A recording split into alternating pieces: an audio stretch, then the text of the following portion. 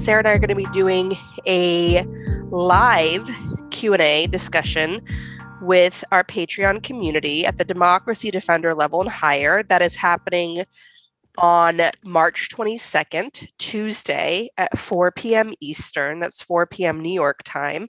If you're at the Democracy Defender level or higher, you will get the Zoom link for that. You will get it messaged to you. We're going to create a post for the Democracy Defender level and higher, and the Zoom info will be there. We'll share that link 30 minutes or so before we go live, and it'll just be Sarah and I just hanging out on Zoom.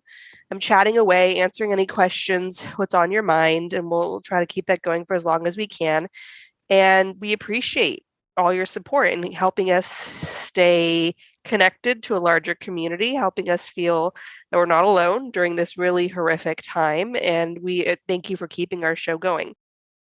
We should try to help as many people as we possibly can. And that should be a really easy moral commitment to make. Like, there shouldn't be hemming and hawing about whether we help people. There should be, discussion about how to help people, how best to help people, and how to help people in the long term. Because, often when people come as refugees to America, there's initial support and then it goes away after. And in this economy, everybody is struggling. But yeah, I'm tired of these arguments. I think they're inhumane. I think they're immoral. I think they're self-centered and lazy. And, when people try to put on some sort of ideological guise on it or link it to some sort of, political faction, it's just trying to dress up moral depravity. And so I guess just, be consistent yourself. If you're talking to people like that, stay morally consistent. If they try whataboutism, which is the tactic they usually use, respond with both and, admit if our country has done something atrocious while Russia is also doing something atrocious, and support everybody who is under attack and struggling in these situations. You don't choose based on what ethnicity or religion or whatever someone is from. It's because they're a fellow human being that needs help. And at least on a moral level, it is as simple as that. There was reporting coming out recently that the U.S. back in December, after the Defense Department urged the U.S. to send military experts to Ukraine to prepare Ukrainians with insurgency warfare tactics, and the pencil necks, the Ivy League ivory tower inside the White House, the national security advisors, said no to Secretary of Defense Austin and others against that.